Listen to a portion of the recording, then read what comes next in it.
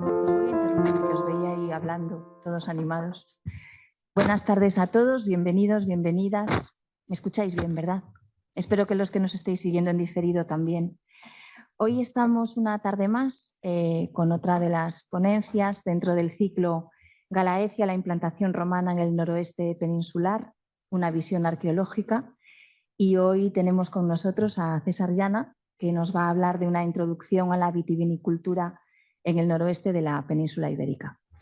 Lo primero que quiero hacer es daros a todos y a todas la bienvenida, porque me encanta veros por el centro, me encanta ver el salón de actos con gente, que es una cosa que no se estila mucho en estos tiempos. Y yo le decía a César, ¿qué hacéis los de prehistoria? ¿Qué hacéis los de arqueología? Que siempre venís. Es maravilloso. Es maravilloso. También quiero darles la bienvenida a los que están conectados y a los que nos seguirán después en streaming. Y esto, bueno, hay más de 300 personas que están interesadas en este tema. Así que no es por meterte presión, pero a ver qué les cuentas, a ver qué les cuentas. Yo tengo que darle las gracias a César Llana, porque, bueno, primero, por venir una vez más a la que es su casa.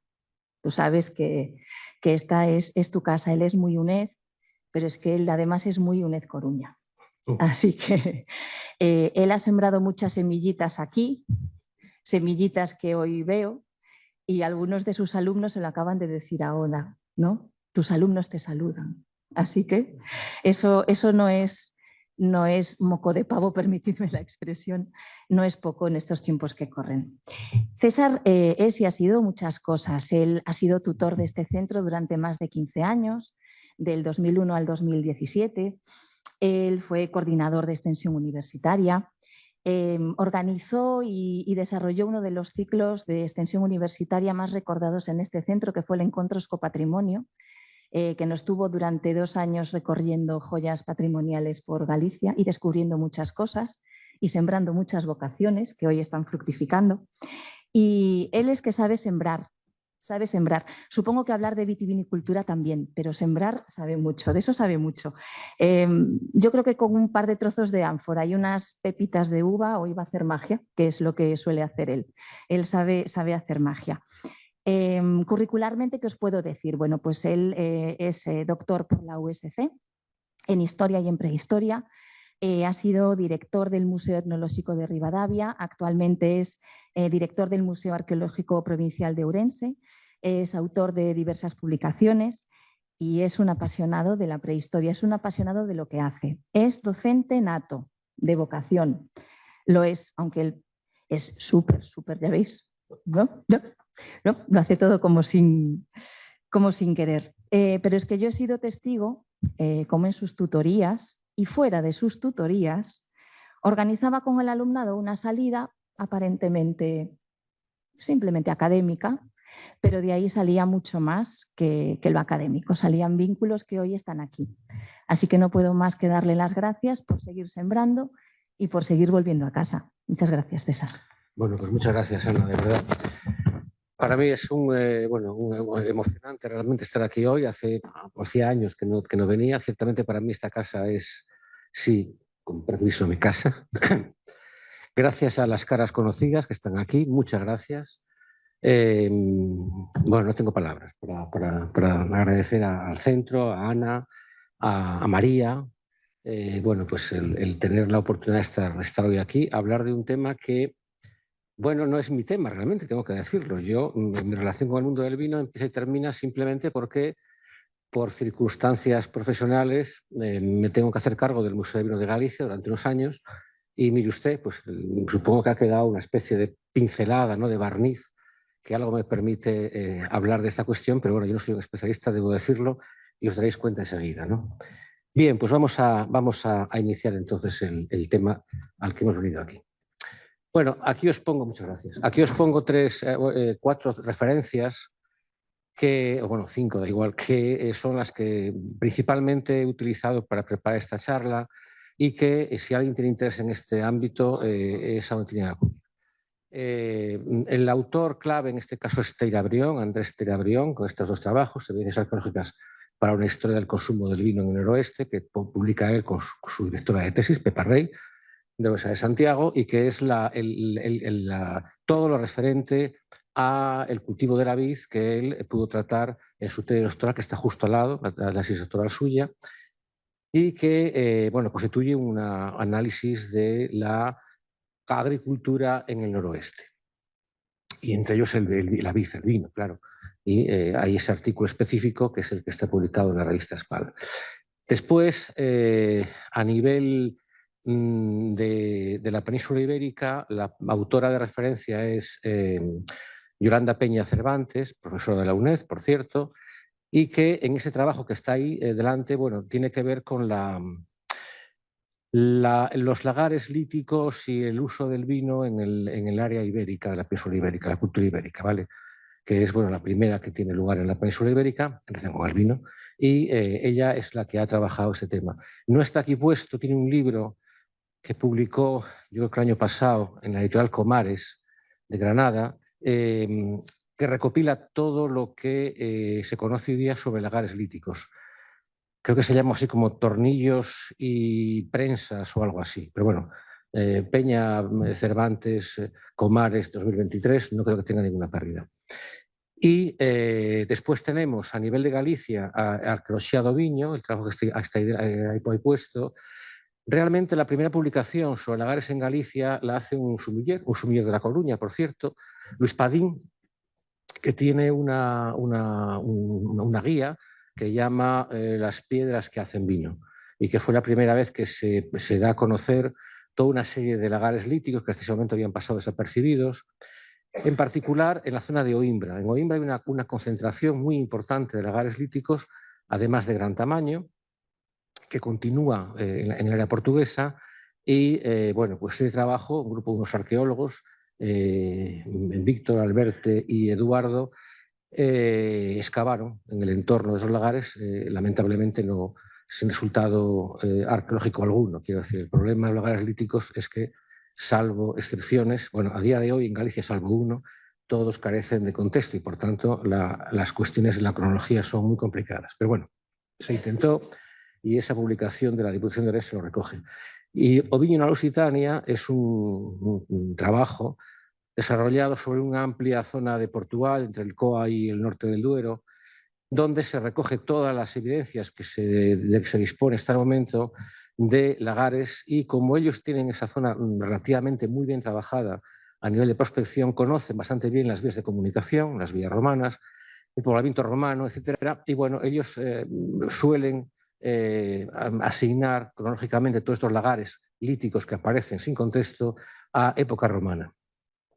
La publicación no solo se refiere a este tipo de lagares, sino también a otros, porque al sur del Duero sí existen lagares en contexto arqueológico. Bien, en el caso de Galicia, hasta ahora se asignan o a época medieval o a época moderna. Realmente, pues siguiendo un poco los trabajos de Brochado, que es en Portugal quien ha estudiado buena parte de los lagares del norte de Portugal que están sin contexto, y bueno, por una serie de razones, documentos, etcétera, considera que la mayor parte son de época alto medieval o medieval. Al final haremos una reflexión sobre una cita a esta cuestión en Galicia.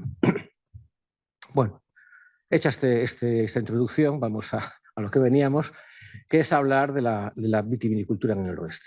¿Cuándo llega el vino a la península? Bueno, el vino a la península llega a comienzos del primer milenio, de la mano de fenicios, de griegos, etcétera, y rápidamente se va a cultivar. Ellos traen la vitis vinífera, se planta a la altura del 890-700, dentro del siglo VIII antes de Cristo. Ya tenemos viñedo cultivado en la zona del sur, en este caso, en el caso de Huelva, creo que es la más antigua datación de que se dispone.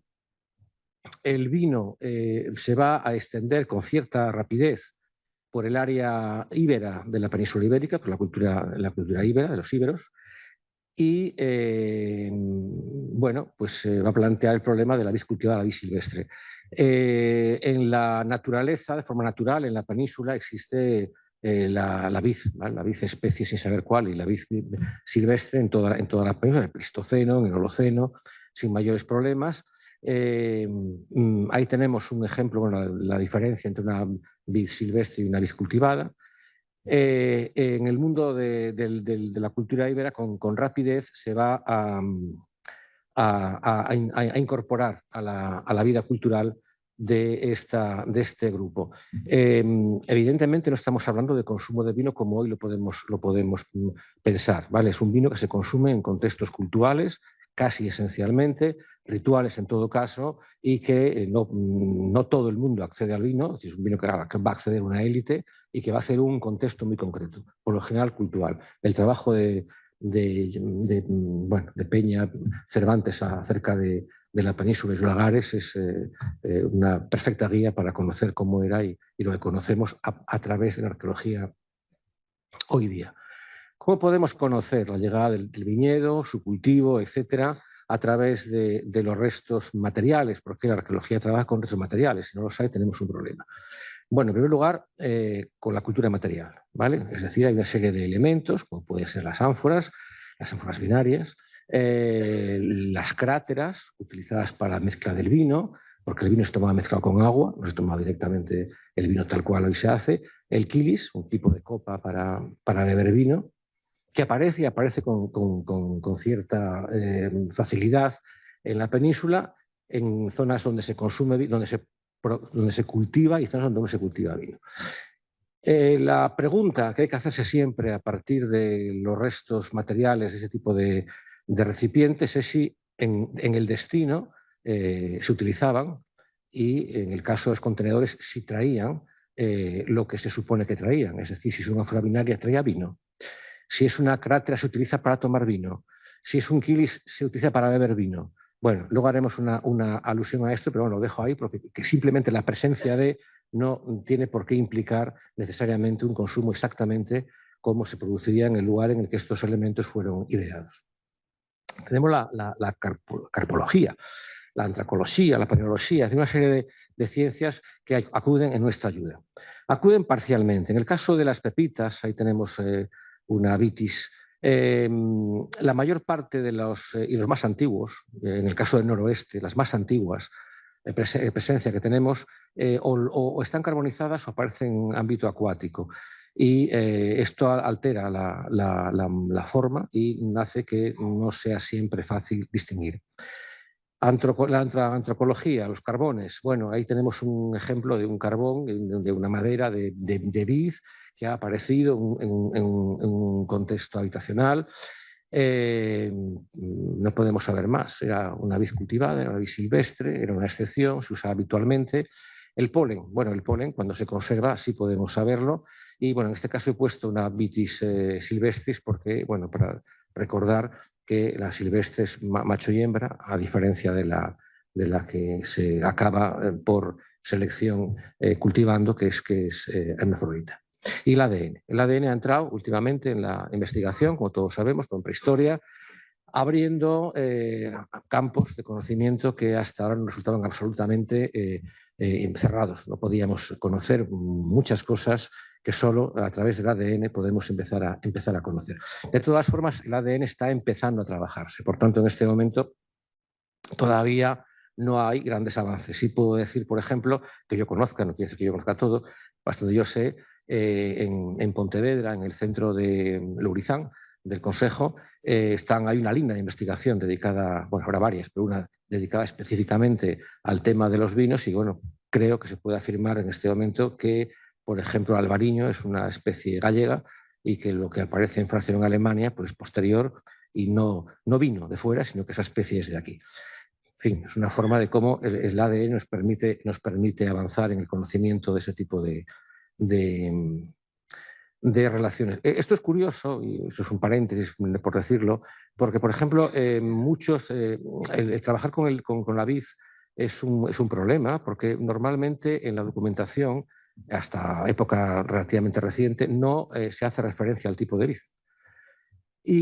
O al tipo de uva, no es igual, no se hace ninguna referencia. En todo caso, se distingue entre blanco y tinto y poco más. Y se está acudiendo, por ejemplo, a estudiar las hojas de las vides que aparecen representadas en los retablos, que en algunos casos son específicas de una especie, para ir reconociendo. Intentar un poco también saber qué pasó en algunos momentos en los cuales se hicieron injertos completamente sin fuera de control, en el caso de la filoxera, buscando una especie resistente, ¿vale? Y ahí salieron varias especies que están en este momento intentando, a través del ADN, localizar. Bueno, primera mitad del primer milenio antes de Cristo. En la península ibérica tenemos vino, lo tenemos en el área íbera, pero en el noroeste aún no. No tenemos ninguna prueba de que esto exista.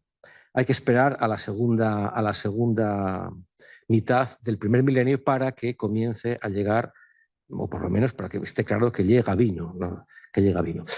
Hay en esta segunda mitad del primer milenio elementos, como puede ser esta arracada Vilar de Santos, que no es la única, pero bueno, que tienen esta forma y que tiene sobre todo elementos claramente vinculados con el mundo del vino, como puede ser este patito, ¿verdad?, que está llevando en el pico un racimo de uvas. Y que nos está hablando además, esto es importante, de la relación que hay tan intensa entre el noroeste y el Mediterráneo. Parece que somos atlánticos, que nuestra vinculación es exclusivamente con Europa, con el continente, o a través del Atlántico, y a veces olvidamos que la relación con el Mediterráneo era bastante más intensa de lo que se podía pensar, y este es un ejemplo de tecnología mediterránea que está siendo llevada a cabo en el noroeste de la península ibérica. Bueno, vamos a dar un paso más, nos vamos a centrar en el área de trabajo nuestra, el noroeste, y nos encontramos con toda esta serie de lugares, tanto en Galicia, Portugal, Castilla y León o Asturias, en los cuales nos encontramos con presencia de vitis. A veces vitis a secas, ¿vale?, sin saber cuál es y si es ni siquiera la especie que puede ser. Pero en fin, referencia. Existen, las tenemos, y esto es algo que existe. En la segunda mitad ya del primer milenio antes de Cristo, es cuando podemos empezar a centrarnos en el noroeste, es aquí donde va a aparecer el vino. Ante el siglo III no hay ninguna prueba de que la vitis vinífera esté presente. Todos los restos que nos permiten saber qué especie es apuntan a la silvestre. Por lo tanto, estamos todavía sin poder hablar de vitis vinífera. No se está cultivando, no existe la especie cultivada. Esto es importante en el guión que vamos a seguir. Tenerlo en cuenta, segunda mitad, primer milenio, va a llegar vino, pero de momento no llega vid. Y ya veremos cuando llegue cómo va a llegar. Bueno, la especie silvestre la tenemos claramente determinada porque hay restos de semillas o restos de polen, etcétera, que nos están hablando de que tenemos presencia de esta vid. Y a medida que avanza esta segunda mitad del primer milenio antes de Cristo, vamos a ir viendo cómo las pruebas, sin ser nunca, en fin, un número espectacular, sí se van incrementando. Es decir, hay un aprovechamiento del viñedo silvestre y de la vid silvestre. Esto también tengámoslo en cuenta. Vale, segundo milenio, segunda mitad del primer milenio, que lío, va a llegar el vino y comienza a haber una cierta abundancia, entre comillas, de vitis silvestre.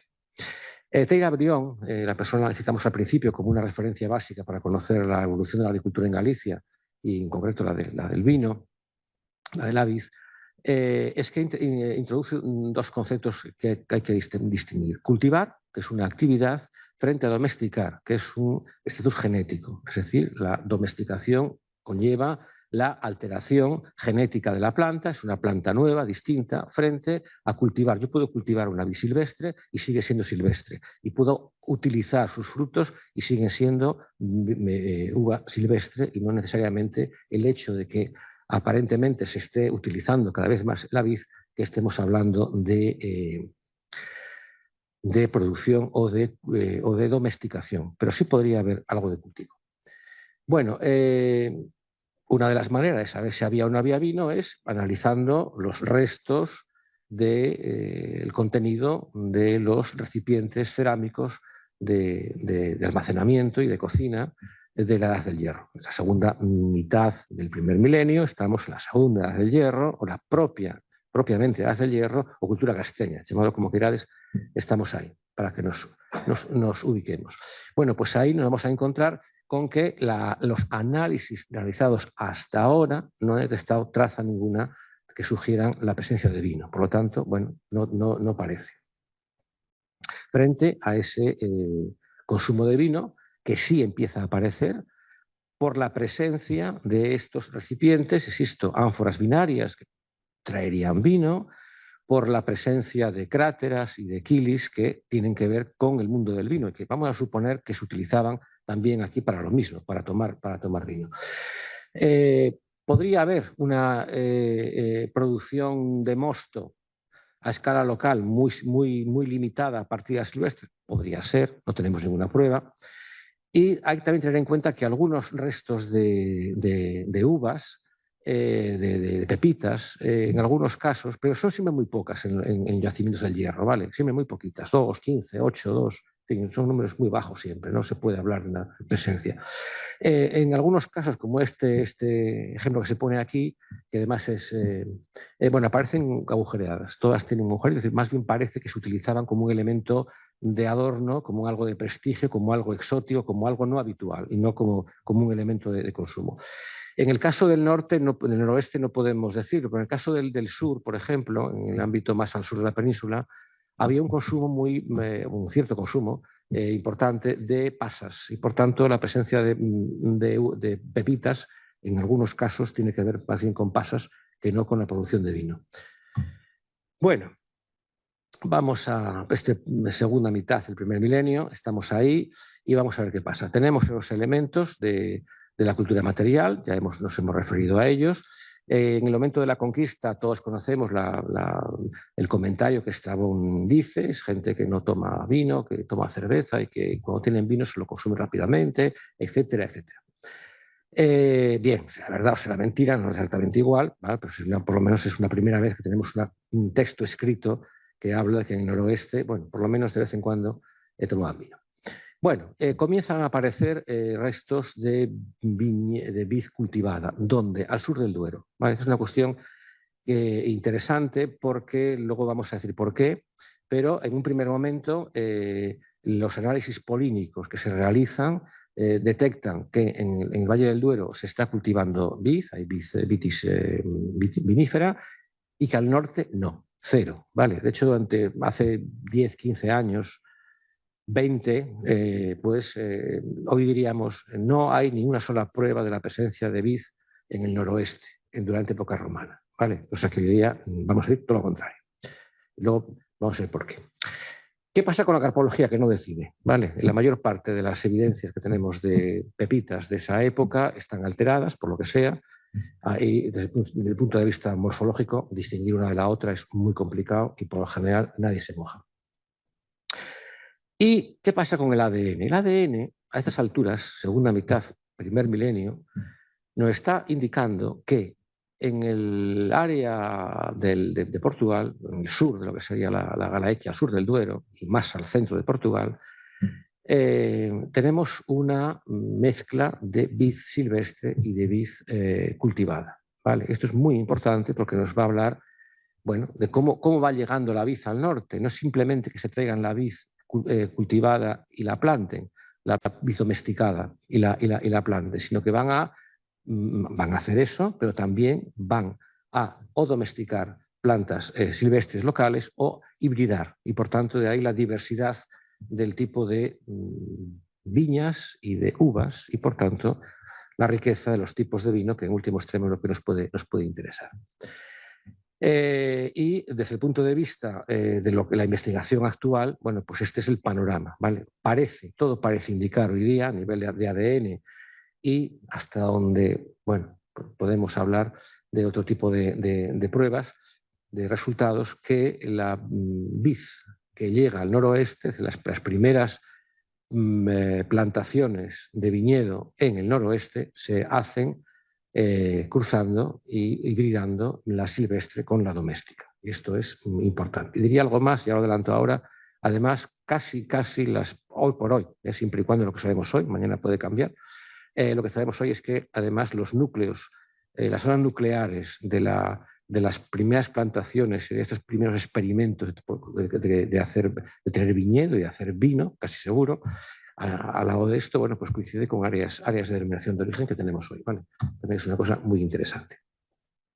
Bueno, a finales de la Edad del Hierro, es decir, a finales del primer milenio, que manía con el tercero, a finales del primer milenio, nos vamos a empezar a encontrar con que en los yacimientos hay un incremento de la presencia de vitis y, por tanto, bueno, pues el consumo se está expandiendo. No podemos hablar de cultivo, ni mucho menos de domesticación, probablemente es una recolección y es lo que se está consumiendo.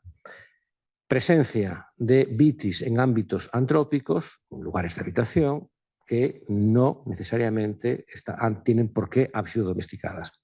Pueden haber sido perfectamente recolectadas con vid silvestre.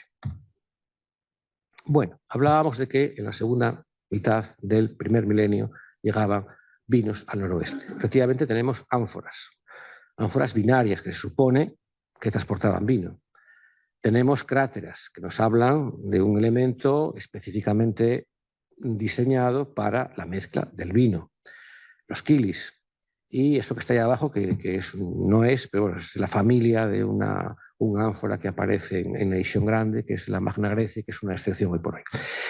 Lo importante de esto, con independencia de que todas las ánforas trajesen binarias, trajesen vino y que todas las cráteras se usasen para tomar vino, para mezclar el vino, y los quilis, etcétera, es que están presentes, punto número 1. Y punto número 2, desde muy temprano en el noroeste hay producción local de cráteras y producción local de quilis. Es decir, ese es un tipo de elemento que se ha incorporado a la vajilla de las élites y que se está utilizando para tomar vino u otras bebidas. Eso no lo podemos saber con seguridad, pero en principio deberíamos saber que sí. ¿Por qué?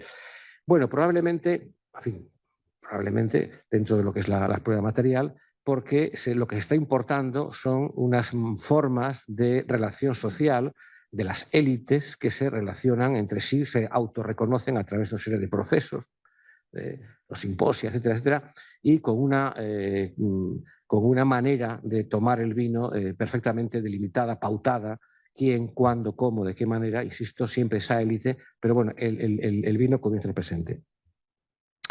Un vino que llega, como casi todo en el noroeste, por el litoral y por el sur, y se va extendiendo del sur al norte y del litoral al interior, ¿vale? De forma paulatina. Es un proceso que se repite con frecuencia en los procesos culturales en el noroeste. Bueno, vamos a suponer que llegaba vino con estas ánforas y con estos elementos de tomarlo. Estamos ante un entorno en el que, insisto, el consumo del vino es un consumo de élite restringido en contextos muy determinados, no es un vino para comer ni para una comensalidad con los amigos, y en todo caso ciertamente son piezas de prestigio y podrían también tener esta función, que mucha gente lo tuviese como un elemento puramente de prestigio. El caso ese de la ánfora de Magna Grecia, que está en Nation, que viene pues eso, de Sicilia o por ahí, bueno, es un único en este momento, pero nos está hablando de que algo ha llegado. Y aquí no tengo una imagen mejor, son dibujos arqueológicos, no son fotos, no lo he conseguido. Ahí tenemos, bueno, el ánfora, esa es esta que está aquí, y aparecen algunos de estos elementos que tenemos por aquí, son producción local de cráteras. Es decir, en el Nation es uno de los lugares donde tenemos, en Vigo también hay. Es decir, bueno, ese tipo de recipientes se ve que han tenido un cierto éxito y comienzan a ser usados a partir del quinto, es como con seguridad tenemos la llegada de vino. Vino que viene fundamentalmente del estrecho, de la zona del estrecho, de la península, y que mayoritariamente las ánforas binarias se detectan en las Rías Bajas y algo en Coruña, ¿vale? Es decir, era casi Coruña, si queréis, no vamos a diferenciar, pero bueno, más hacia el sur, en ese sentido de ir subiendo y de ir penetrando hacia el interior. Y bueno, comienza a haber alguna prueba, algún rastro de que podría estar bueno, cambiando el tipo de uso que se hace de esta bebida y que se estaría utilizando en contextos de élites. De momento solamente en élites. A mediados del primero y antes de Cristo y después de Cristo, ahí se va a producir un cambio. El vino ahora procede de la Tarraconense o de la Bética, ya no tanto del Estrecho. Y a nivel de la península, en estos momentos también hay una especie de cierre, ¿vale? Al vino exterior. Es el vino peninsular que está circulando, mayoritariamente nunca se llega a cerrar, pero bueno, el comercio de vino mediterráneo se va a minorar. A finales del Imperio va a haber una presencia de vino, por ejemplo, de Palestina, pero bueno, en general en este momento la península comienza a producir vino. ¿Y quiénes son los clientes de este vino? ¿Quiénes son los potenciales consumidores? Los castros del litoral costero, ¿vale? El litoral de la parte más occidental, y con una penetración muy lenta cara al interior. Por tanto, son los primeros. Hay una aceleración en la llegada de vino, curiosamente, a partir de la presencia de Roma en la península. A partir de que Roma controla las vías comerciales, se va a disparar la llegada de vino al noroeste. Bueno, primera conclusión de todo lo dicho. Uno, el vino llega a la península ibérica a principios del tercer milenio. El vino comienza a llegar, al noroeste en la segunda mitad del tercer milenio, y a día de hoy, en la Edad del Hierro, no hay prueba alguna que permita dar por hecho que hay viñedo domesticado, que hay producción de vino en el noroeste, ¿vale? Por tanto, en un mundo castaño, hoy por hoy, el Hierro no producían vino, no hay ni siquiera viñedos de vitis vinífera. Eso a día de hoy. Eso, la arqueología, si algo tiene de sorprendente, es que a veces pues, aparecen cosas y te hacen. Y bueno, por lo que hemos estado diciendo, en toda la Edad del Hierro, este tipo de uso del vino nada tiene que ver con el vino que podemos pensar hoy día, de un vino de comer con la comida, sino, insisto, es un vino restringido a contextos sociales concretos, perfectamente pautados, y en donde, bueno, pues qué se toma, quién lo toma, en qué orden, y todo está perfectamente reglado y planificado. De ninguna manera es una celebración espontánea, forma parte de unas reglas y unos ritos, sea en el sur, desde muy pronto, en el mundo ibero, de tipo religioso, que también una cuestión, el vino se utiliza para conectar con el más allá, no lo olvidemos, y este es el tipo de uso que se le daría hasta la incorporación a Roma. Bien, llega a Roma y bueno, nos encontramos con que aquí había un consumo de vino, nos encontramos con que comienza a aparecer con rapidez una vajilla, jarras, copas, vasos, que tienen que ver con el uso de líquidos y se supone que el uso de vino, y el vino además es muy importante en el ámbito romano, y va a ocurrir que en un determinado, muy pronto, en principio del siglo I, se va a interrumpir la llegada de vino, de ánforas binarias, se interrumpe, cero. Bueno, el cuadro que aparece a la izquierda son las dataciones y los yacimientos con vitis vinífera más antiguos desde el Duero al norte, ¿vale? La mayor parte de los antiguos, evidentemente, están en el Duero.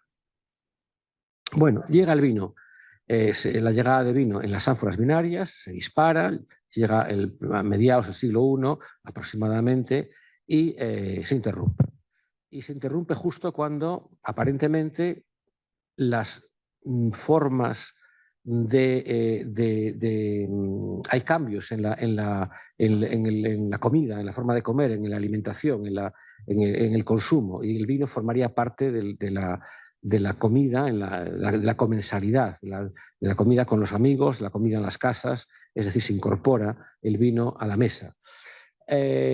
Para algunos significa que a esta altura tenemos ya producción de vino en el noroeste capaz de abastecer a esta demanda. Para otros yo creo, me inclino a esta postura, el tipo de recipiente de transporte, el tipo de contenedor cambia, ¿vale? Probablemente estamos hablando de toneles o de pellejos.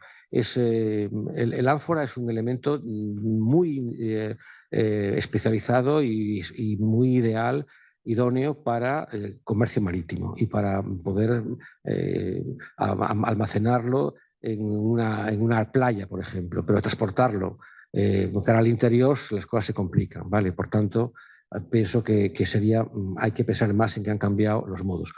Otro elemento, en algo tan importante como puede ser un campamento romano, Acque Quercuerne, por ejemplo, en Bande, en Orense, que está muy avanzada la excavación y que los hórrea están perfectamente determinados, conocidos y estudiados, pues no hay ni un fragmento de ánfora, ¿vale? Por lo tanto, está claro de que el vino tenía que llegar de otra manera porque la tropa sí tomaba vino.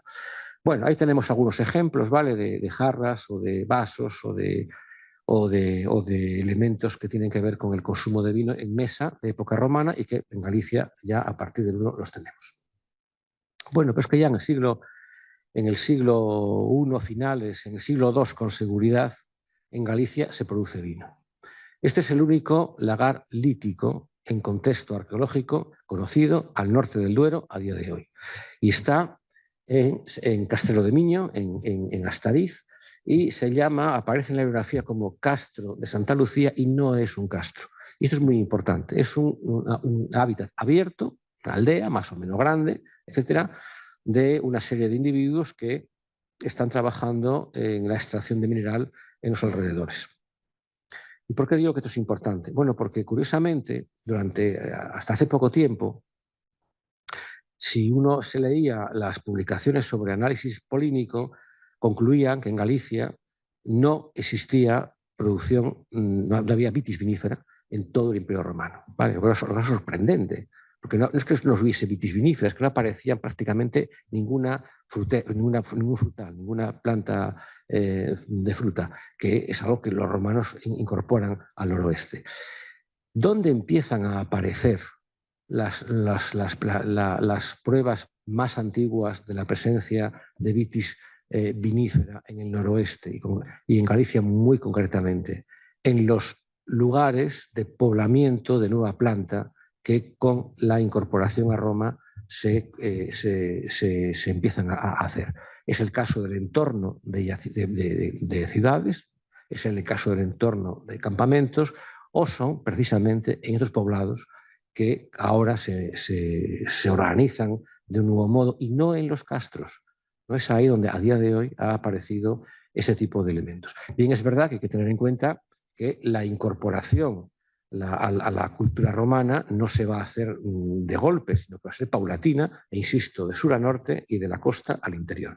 Bueno, este yacimiento, Castrelo de Miño, Santa Lucía, excavado por la Universidad de Vigo, insisto, es a día de hoy el primer lagar lítico en contexto arqueológico. Aparece amortizado en el siglo III, en un contexto del siglo III.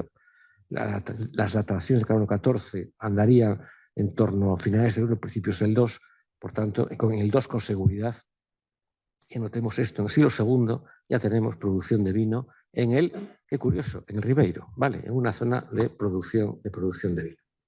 Es que además estamos ante un lagar que tiene ahí este pedrolo que está aquí, ¿vale? Que es el penso, el contrapeso para la viga, para hacer presión, y en la presencia de vigas de fuso, de tornillo, pues en la península ibérica se conocen a partir de la segunda mitad del siglo I. Y fíjate que estamos hablando de un lagar que ha estado funcionando en el siglo II con seguridad, a lo mejor a fines del I.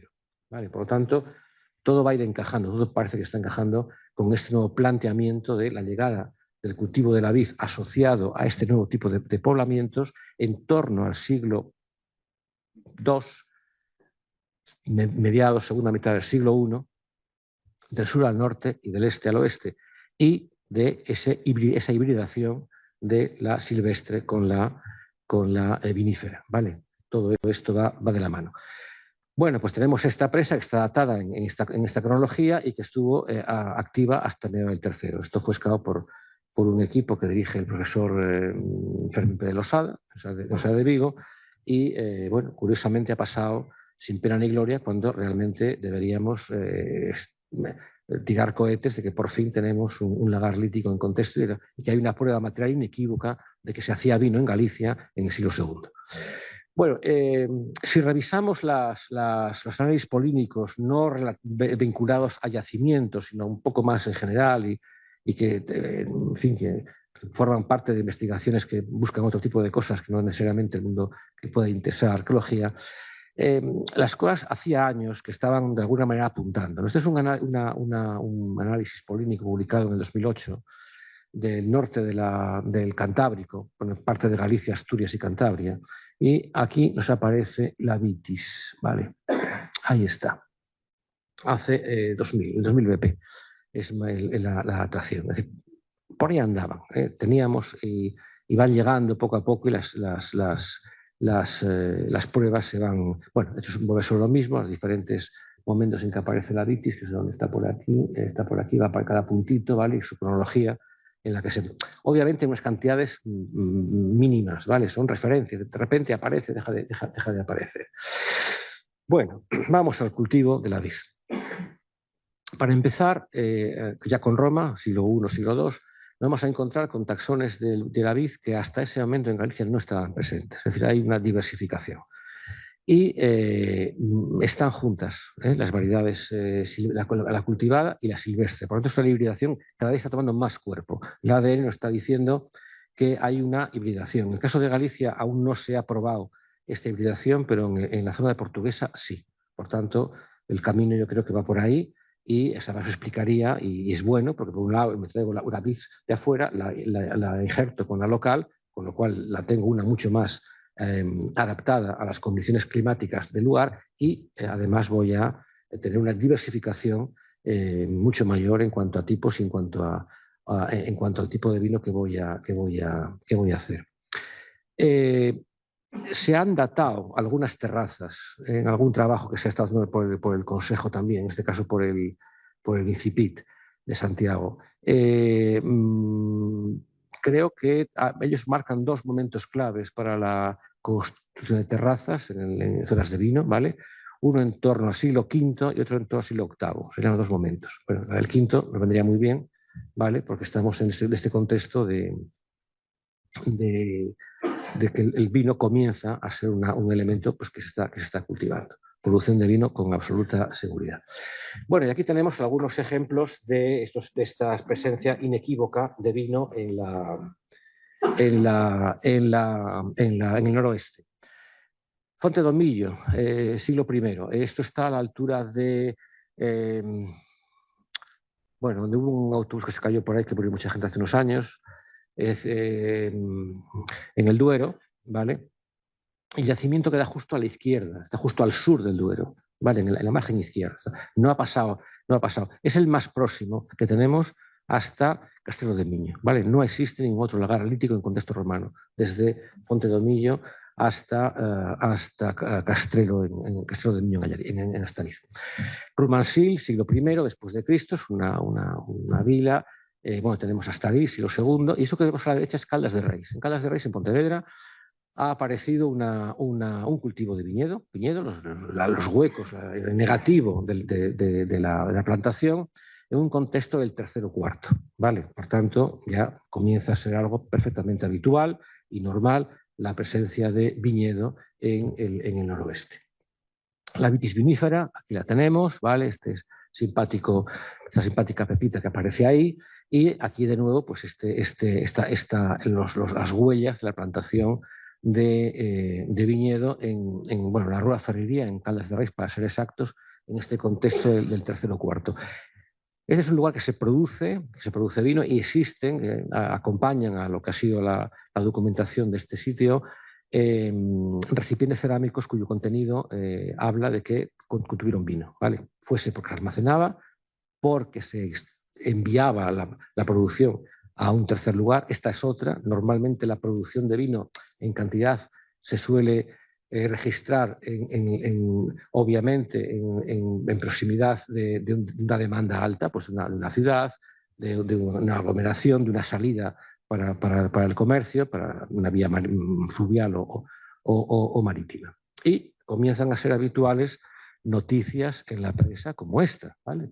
Pues esta no sé de cuándo es, pero pone, encuentran la semilla de uva del siglo IV, ¿verdad? Y todo el mundo dice, bien, bravo. Bueno, estupendo, muy bien, pero ya comienza a ser algo que no sorprende, ¿vale? Dice, me parece muy bien.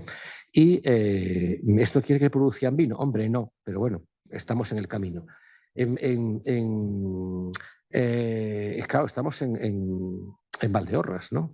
Y por lo tanto, claro, esto es muy importante. Si para los del Ribeiro era muy importante tener un lagar lítico en el siglo II, para los de Valdeorras, hombre, por lo menos en el siglo IV nosotros ya tenemos viñedo, cuidado, que aquí ya hay un vino que tiene su pedigrí.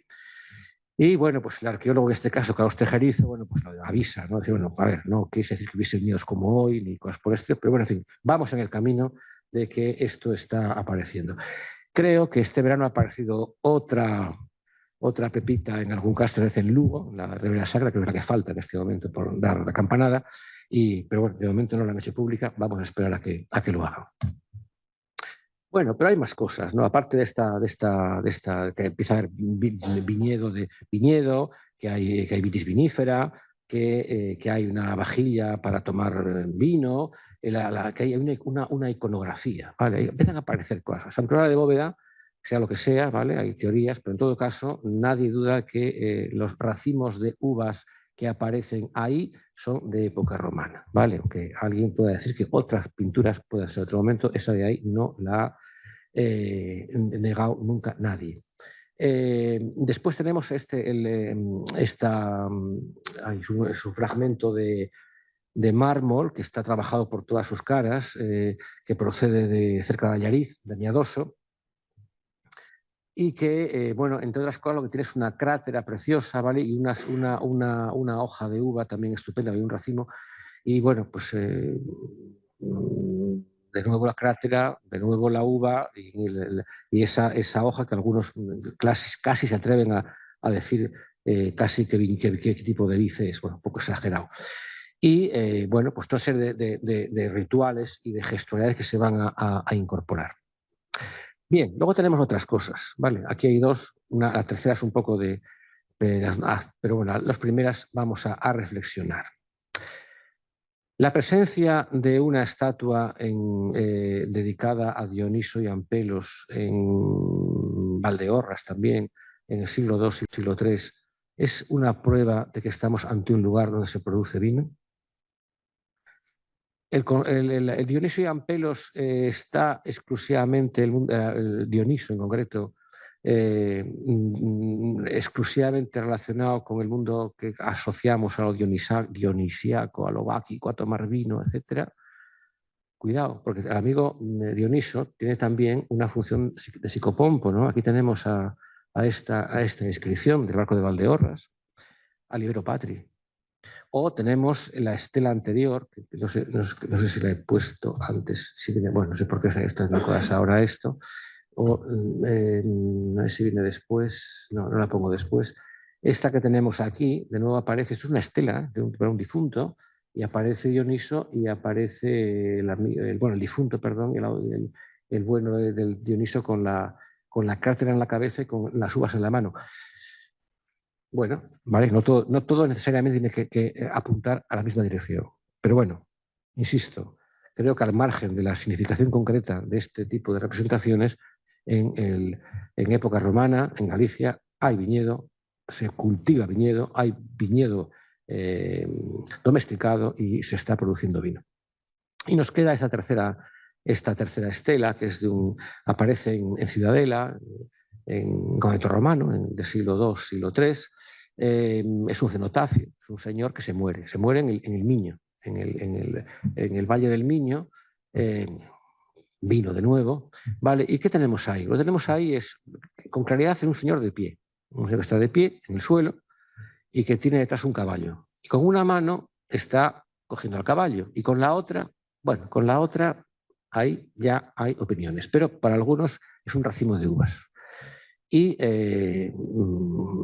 esto lo cuento un poco como anécdota, pues en un momento determinado se interpretó esto como, bueno, la alternativa número 1, campamento de Ciudadela, la cos prima del Tiberorum, estamos ante un caballero. No, mire, la cos prima no es equitata, no tiene caballería, no hay ninguna referencia en la epigrafía, en el texto, a que este señor tuviese nada que ver ni con la cors, ni que fuese militar, ni mucho menos de caballería.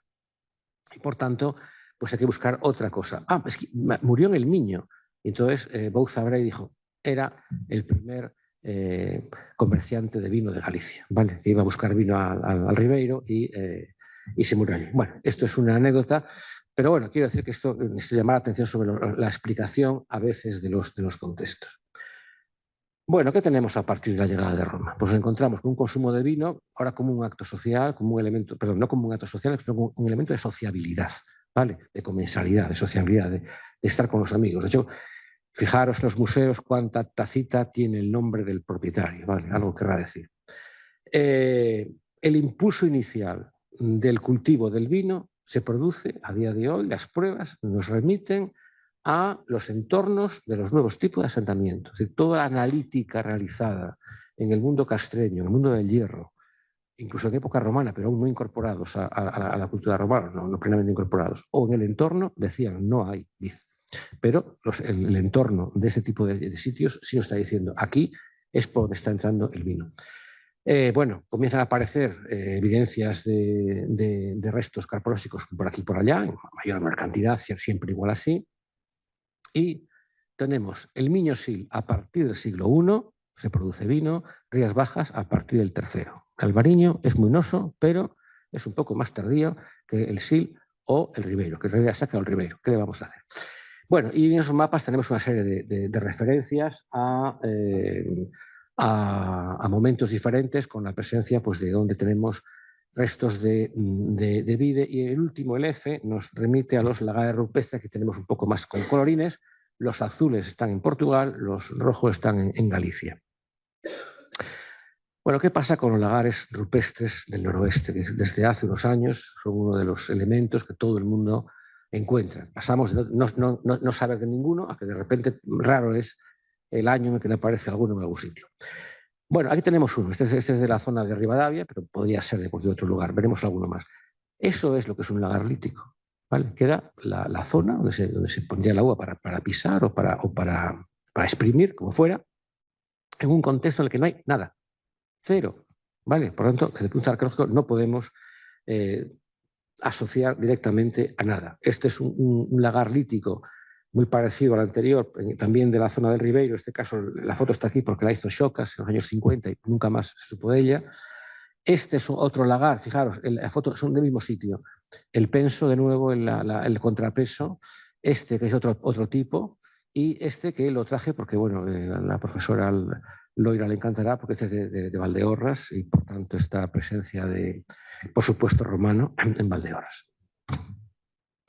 Bueno, en algunos casos, esto es de Oimbra, uno de los lagares de Oimbra, pues se ha hecho una reconstrucción, hay una ruta que se puede hacer, ¿vale? Y que hay, la ruta se hace de forma periódica, ¿vale? Con un guía, etcétera, puedes ir a pie si quieres, pero bueno, las hay organizadas, y una vez al año o dos hay en la época de la vendimia, se lleva uvas, se pisan ahí en esa viga que veis ahí, en ese torno.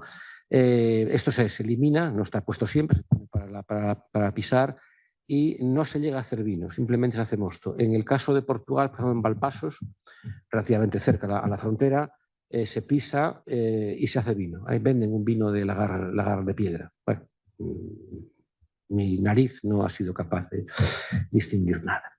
Bueno, y aquí vamos a terminar ya con una referencia a qué podemos decir acerca de la cronología de este tipo de lagares. Como podéis, muy poquito. Esto forma parte del estudio de Yolanda Peña Cervantes, el libro que tiene publicado con el Comares 2023, y que se llama así como Tornillos, Tornos y yo qué sé, de un título más largo, y en el cual hace una revisión de todos los lagares líticos en contexto o sin contexto del Mediterráneo, y un poquito más. Y logra algunas conclusiones. ¿Qué pobres? Bueno, pues no teníamos nada, tenemos por lo menos alguna alguna conclusión, que esto empieza a ponerse en la pista. Bueno, los lagares de pisar con los pies o con las manos, ¿vale? Esto es un lagar de con la mano, se exprimía la uva ahí, se recogía en un dolia y a tirar millas. Este sería de pisar. En todas partes, por todos sitios, no hay, ellos por sí mismos carecen de contexto ni de referencia cronológica alguna. Los que tienen presa de viga, los que tenían el penso, ¿vale? La pieza esta de contrapeso, bueno, pues a partir de época romana y a partir de mediados del siglo I comienzan a generalizarse. Y hasta el final, bueno, por lo menos tenemos una referencia, no son anteriores a. Y luego estos, que no sé si logra ver, no tengo una foto mejor, que tienen esta especie de rectángulo a un lado y a otro, ¿vale? Que para hacer una presa de pórtico, una presa de pórtico como es esta, ¿vale? Para encajar el pórtico, y que esos, Yolanda sí ha conseguido dar un paso de gigante, porque resulta que es un invento francés del siglo XVII.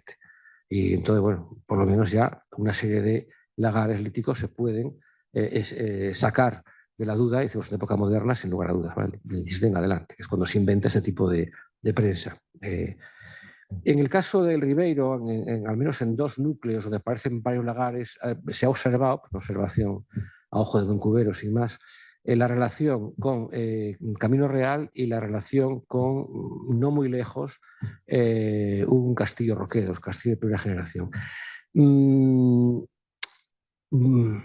Una cuestión que en general cumplen los lagares líticos conocidos, están en lugares, no siempre, pero suelen estar en lugares en los cuales hoy no se produce vino. No es el caso de este, que tenéis el viñedo al lado. Muchos de estos lagares hoy están en zonas que no se produce vino, en zonas muy marginales, en zonas muy altas incluso, etcétera. Están hablando de que un padrón de poblamiento diferente, ¿vale? Y bueno, pues muchas gracias, un placer, nadie se fue, gracias.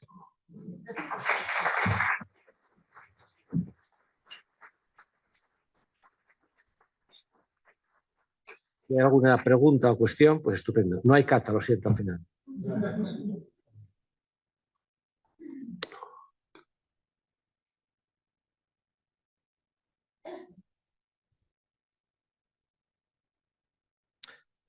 Bueno, los que he conectado fuera ya se han ido, parece ser, o sea que estamos solos.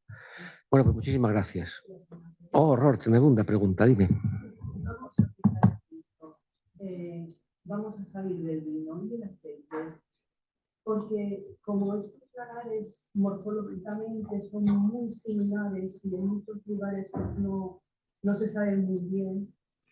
Bueno, a ese respecto yo solo puedo decir 2 cosas. Una, se han hecho experimentos varios, ¿vale? A ese nivel, y si se empleó para aceite ya no se puso para vino. Parece ser que no es fácil, no hay, vamos, que no sería posible. Eso, ahí más o menos hay una cierta, entre la gente que ha trabajado ese tema. Y 2, bueno, el aceite requiere agua caliente por lo general para poder, en el prensado. Y es un prensado mucho más restringido, mucho más me cojo las olivas, las aceitunas y las prenso, ¿vale? Si no podemos saber para qué se usaban estos exactamente, pues vamos, como para distinguirse era para otra cosa. Los que se conocen en Galicia a día de hoy, todos ellos se asocian a vino. Y en el norte de Portugal igual, en general. ¿Vale? Puede haber alguna excepción, yo creo que no conozco ninguna. Todas se asocian a vino. ¿Sí? Muchas gracias. La próxima vez la UNED tiene que mejorar.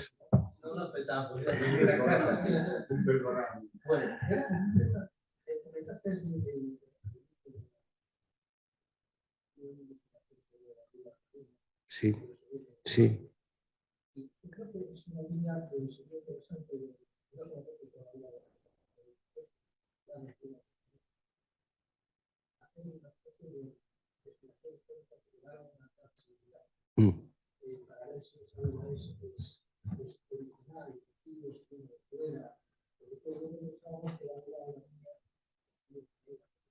De Alemania, sí, sí. Sí. No. A ver, ellos están trabajando, bueno, por lo menos que yo sepa, en Lubrizán, en el Centro de Investigaciones Agrícolas del Consejo Supremo de Científicas en Lubrizán, en Pontevedra. Hay unas personas trabajando en este tema, ¿vale? Bueno, por cierto, una de las referentes es asturiana, casualidad, y ha tenido mucho que ver, por ejemplo, con la recuperación del vino de Asturias, la zona de Cangas, ¿vale? Y de otras cosas. Pero es decir, que eso se está trabajando. Yo me conozco lo del albariño porque se lo he oído a ella en una conferencia y por tanto sé que esa es una cuestión en este momento está razonablemente acotada y parece ser que definitiva. Están trabajando con otras. El problema está que es muy difícil porque muchas de estas plantas han sido resultado de hibridaciones una detrás de otra. Bueno, ha habido un momento clave, aludí antes a él, en el que se hibrida sin ningún control, que es con la filoxera. ¿Vale? Obviamente, ante el riesgo de que el viñedo desaparezca, comienzan a... No lo puedo decir y negaré que lo he dicho. Quizás hay un vino tinto muy común. No. Mencía. Podría ocurrir que la mencía surgiese en este momento, ¿vale? Ahí, por ejemplo. Pero es muy complicado. Fíjate que están acudiendo a los retablos barrocos y anteriores, hay momentos en los cuales se puede saber qué tipo de uva es. Entonces, bueno, a partir de ahí intentar encontrar viñedos muy antiguos tampoco hay, esa es otra historia, ¿no? 3, en la documentación del mundo medieval o moderno, ninguna referencia al tipo de uva. 0. Como mucho, si es blanca o tinta. Punto. No hay ningún, por ahí nada que hacer. Entonces queda simplemente el seguir trabajando a nivel genético con el viñedo e ir encontrando relaciones. De momento, insisto, en Galicia no, pero en Portugal sí. Esa hibridación con las especies autóctonas, silvestres. Y aquí creo que en este también están a punto de decir que sí, que se puede decir. Pero bueno, solo conozco como resultado el tipo de albariño que sí que se ha trabajado. También aquí entran en juego muchas cosas. El albariño, la denominación de origen Rías Baixas, que es la más reciente, como de O, y que además en esa llegada histórica del vino vemos también que hoy por hoy es la más potente económicamente en este momento en Galicia, con mucho. Y por tanto, esas bodegas disponen, y su consejo regulador, de líneas de financiación de trabajos que otras no están en condiciones. También eso es una cuestión que decirlo. No se trabaja igual en todas partes. Se trabaja allí donde hay quien trabaje y que disponga de medios para poder hacerlo. Entonces, en el caso de Galicia, se va un poco a saltos. Ha habido, en el caso de Rías Baixas, por Lubrizán, en el caso del ICIPIT, han hecho al socaire de la declaración, los estudios para la declaración de Patrimonio de la Humanidad de Brevera Sacra, estudio de las terrazas, han podido datarlas, algunas de ellas, en torno al siglo V. En el Ribeiro, bueno, pues por casualidad, pues, aparece un lagar en el siglo II. No forma parte de una estrategia sistemática de vamos a estudiar sistemáticamente, no, vamos a estudiar, bueno, que haya alguien que tenga interés y que tenga ocasión, porque disponga de medios y de fondos y que tenga suerte, claro, porque nadie esperaba lo de Astariz, eso fue una sorpresa para todo el mundo, ¿vale?